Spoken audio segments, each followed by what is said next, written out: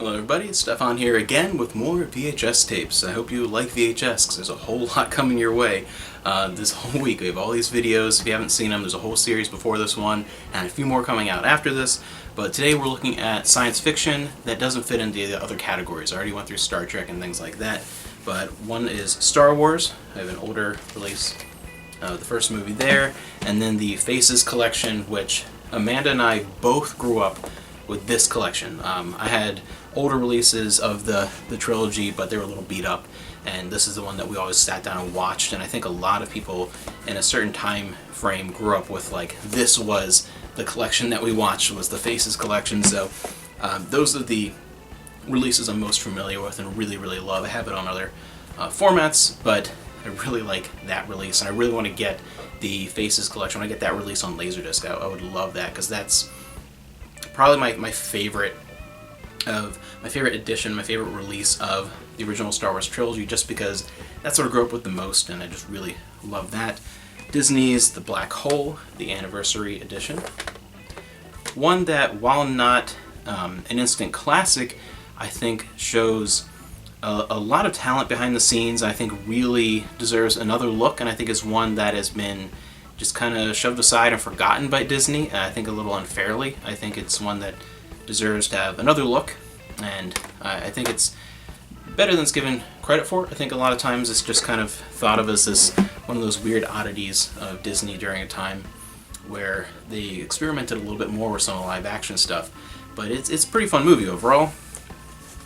Stargate, absolutely one of my wife's favorite movies ever. We both really love SG-1 and Atlantis, and we still argue to this day over which one we like most. I prefer Atlantis overall as a complete package, even though it's unfinished. She prefers SG-1. I think the best overall is first couple seasons of SG-1, then Atlantis, then the rest of SG-1.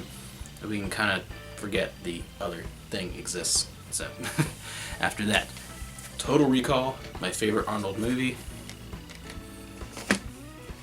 Farscape. Gotta love Farscape. To this day, I think it's the best looking series to ever grace a television screen. It is amazing. You gotta see some of the effects that are done in Farscape, especially the work by the Jim Henson Company. I mean, it's just so incredible, especially in some of the later two seasons. Just fantastic. Very happy we ended up eventually getting Peacekeeper Wars to kind of wrap things up a little better.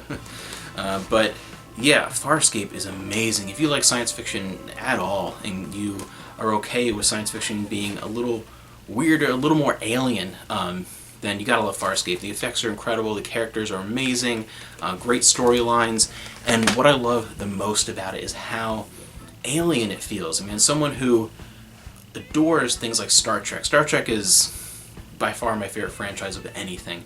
I love Star Trek. The only thing that I've ever disliked about, not disliked, but wish Star Trek had gotten into a little bit more, as incredible as all the prosthetics are over the years, they've done so many, the sheer number of different alien species, anything from main species like Klingons to little background ones that you just kind of see sometimes in the background of a movie or a series. There's so many, it's incredible. Star Trek has done so much. The one thing I wish is that there was more instances of alien races being a little more alien, a little more foreign, a little less relatable. And it's harder to do in a TV series, it really is.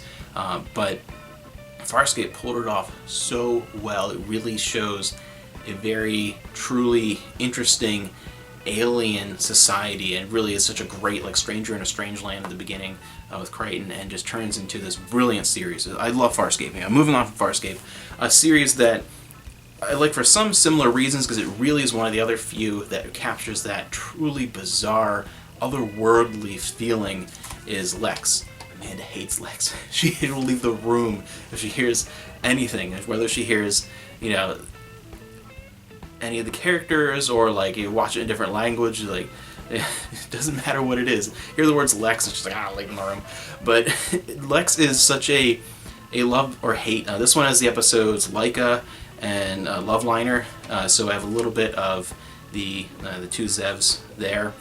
But yeah, it is such a bizarre series. I totally get now some people absolutely hate it, but I think it's one that's sometimes written off as just being nothing but like sexual humor, and that's very prominent, obviously, but it's not the whole thing. There actually is some really interesting sci-fi concepts throughout the course of Lex, and really I think your enjoyment of it depends on whether or not the humor lines up with your sense of humor. I think that's the biggest barrier, where if you don't like things quite that out there and weird, and the humor doesn't really work for you, you're not going to like Lex. You're not going to probably appreciate the other elements of Lex. That I think you have to get through that enjoyment of those elements before you can enjoy the rest of the stuff that's beneath the surface. I think there's a lot of interesting stuff in Lex that's worth exploring. But yeah, it's definitely not for everybody. Love Lex. V, the original miniseries. And V, the Final Battle, one I don't have the cover for.